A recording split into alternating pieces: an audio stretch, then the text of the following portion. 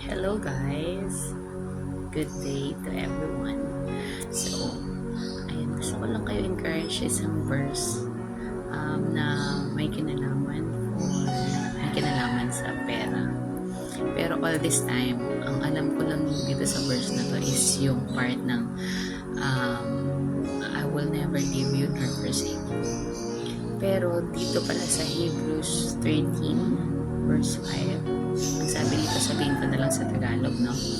Na huwag tayong maging mapagmahal sa pera. Sabi dito, maging kontento tayo sa kung ano ang meron tayo.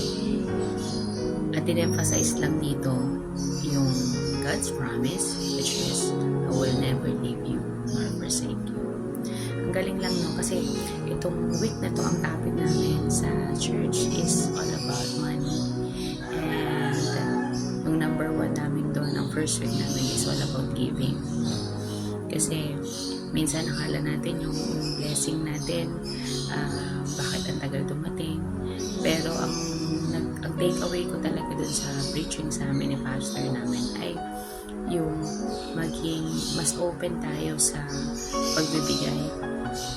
Kasi ito tinuturo ko din talaga to sa mga anak ko na kapag mas nagbibigay ka, example, dun sa bunso ko, sabi ko sa kanya, example, nakita ko siyang kumakain ng biscuit.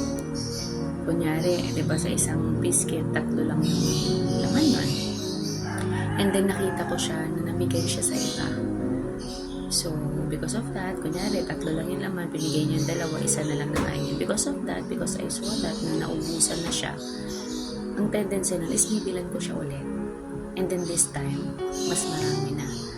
Dahil nga namigay siya, and I will think, as a mother, na pag namigay siya ulit, at least, meron pang masasobra sa kanya. And that's the same thing, no? Huwag tayo masyado mag-focus dun sa pera, ganyan, sa meron tayo na meron tayo. If we have time to give, let's give. Kasi ang Lord hindi magpapabaya sa atin, na ibalik sa atin kung ano man yung mga nawala sa atin. Then sabi nga niya doon, diba, I will never leave you nor forsake you. Saan ko din ito marirelate? Hindi lang sa preaching na Sunday, marirelate ko rin siya dun sa yung sa mga araw, kagaya niya. Kahapon kasi I have my therapy. And actually, nung pinag-uusapan namin ng asawa ko, iniisip namin kung saan kami kukuha. I mean, syempre medyo pricey and hindi naman din ganun kalaki yung ipon namin and yung source of income, kaya kami nga nag-extra income pa. But because the Lord said, ang pinakahawakan ko talaga, that I will never leave you nor forsake you, He said. And sabi pa nga nun, diba, basta mag-seek lang tayo sa Kanya and He will give whatever He needs, whatever we need, no? All we need to do is to put our faith into Him. So nakakatuwa lang na as we go along to Bible verses, mas makikilala natin ang Panginoon, mas alam niyo, mas hindi tayo mawawala ng pag-asa, at mas makikita natin kung gaano niya tayo kamahal, lalong-lalo na pag na-experience na natin yung talagang akala mo wala nang pag-asa, walang-wala ka na, and then here is the Lord sending you the blessings.